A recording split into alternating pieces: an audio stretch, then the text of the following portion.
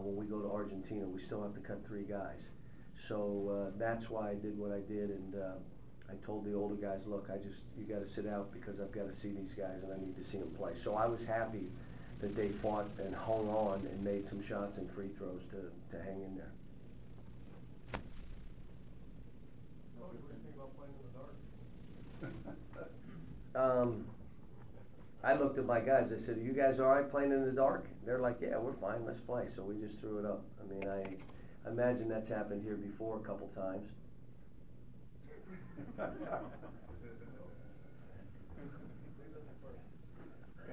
We had a couple coaches in the dark, I think. It was darker on our end. Is there an investigation underway? No, that's fine. I mean, how about the crowd?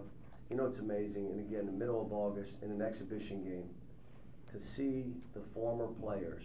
And you know, it was great. There were a lot of Louisville fans here for Edgar and Garcia, and there were a lot of people here for Rondo. But in the middle of August, 40,000 people come, over 40,000, to watch these 2 games. Are you kidding me? Only at the University of Kentucky could that happen. They love it, and it was great to see them all here, and I just really appreciate them. Some of the players have talked about doing this on an annual basis, some of the pros coming back. What do you think about that? What would you do to help foster that? Well, I think that this was an unbelievable thing that just happened where they all came back. But see, I talked to Keith Bogans about coming back, obviously Nazi and Jody to come back and finish their degrees. You know that John and Eric and Rondo are coming back to take classes. This lockout, we've invited every NBA player to come back and train on the campus if they choose to and they want to. And we're just trying to say this is a family. The history of this program did not start when I became the basketball coach. I just sit in the seat that was his and the guys before him. They took this thing, and the rest of us are now kind of borrowing time in this seat. And so what we're supposed to do is be the keepers of the tradition. When you sit in that seat, you're the keeper of the tradition. And that's all I'm trying to do. I want everybody to know I've been here 2 years. Are you kidding me? I mean, I'm here temporarily, and hopefully I'm trying to do the things to bring people together and connect the dots. Don, when you left out Sosa and Horford and Garcia in the second half. And Jack Michael. Yeah. Was And thank you. Was any of that to kind of put your guys under the gun a little bit in a closer game and see how they react? We have 15 guys on the roster. Only 12 can be in Argentina. We still don't know who are, like little Manny. Did you see him defend and come up with balls and shoot? He's at a disadvantage. He speaks his country's language. Shouldn't be a disadvantage, but it is.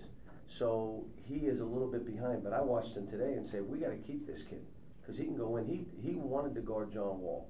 He wanted to guard Rondo. You saw Pena today get 17 points and 9 rebounds, and I've been on him. You have to step up. But now we need a couple other guys. Ronald Ramon, maybe it's Ricky, Soliver, but somebody else has to step up.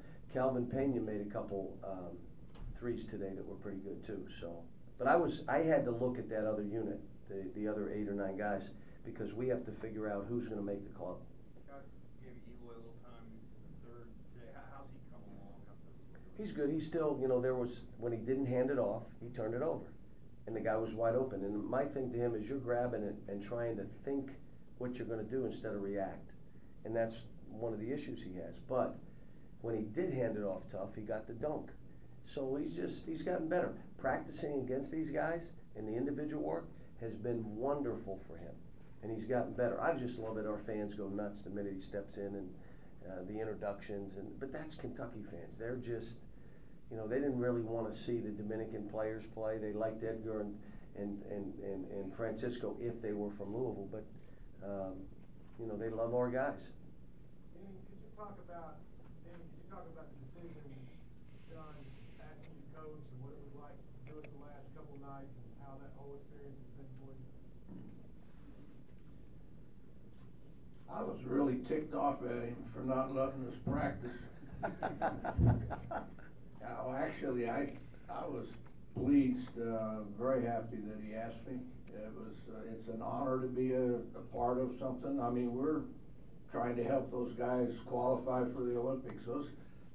They've never qualified for the Olympics, and so, you know, Joe and I, we had great seats for this game, and all we could really do was substitute and try to encourage the guys to play hard, and they did. I mean, you know, it's hard when you're just playing one-on-one, you're not organized, and you don't have, you know, plays to run and things. Why, it's hard to expect your guys to play well. You won't find better one-on-one players than those guys, but it's hard to beat a good team, and I like that team you got, John. I really do. I mean, boy, they play hard and they're physical. They don't give an inch, and you know, you can tell their coach, they penetrate and kick it out and boom, hit the threes. Didn't matter who they had in there. They all played well. I was very impressed with them. Could you have ever imagined that you would have gotten the reception you got last night in the Florida? How about the one today? Shoot, I tell you Great what. receptions.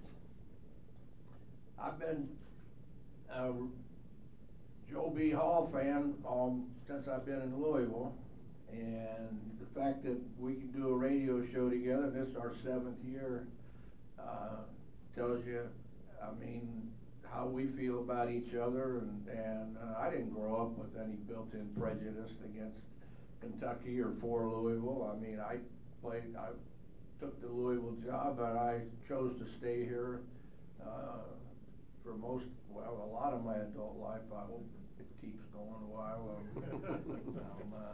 I'm sure not ready to hang it up yet. My coaching days, I can tell you, are over. It takes too much time and energy, and it interferes with my fishing. John, I'll let you coach them. Joe and I are going to go fishing. So, Scott, overall, how would you describe the experience coaching the Dominican team and compare it a bit to your experience with the UK? Well, I want to learn throughout this experience. I want to coach a different group and see the dribble drive with different kind of players. I want to go down to Argentina and Brazil and see different styles and see if there's anything we can add to how we play. But what's happened, we've just created another 20 goodwill ambassadors, and a country, the Dominican Republic now, is fans of our state. What they did on our campus, and then by playing this game, which was kind of like, we were trying to get another national team and we couldn't find anybody. And then it was like, why don't we play our guys? Why don't we play them in Rupp? What? Because you think we can get guys? And it just kind of snowballed. And then when it went in 4 hours, we said, well, let's do one in Louisville. We're going to do one in Texas. Kevin Durant said, why don't you come down here? And we said, well, why don't we just do another one in Louisville, the Freedom Hall, at a concert? And so we're here, and it ends up being an experience that was for the Dominican team, and you're right, Coach, preparing them for the Olympics, and it ended up being great for the University of Kentucky because we brought all those guys home. You know, Keith Bogans hadn't been back. How much has Rondo been on the campus? Even Nazi Mohammed. Now, our guys just left. But now Tayshaun, we're doing camps together. Keith, they all want to come back now. This experience helped us at the university, and that's what I'm really excited about. Cal,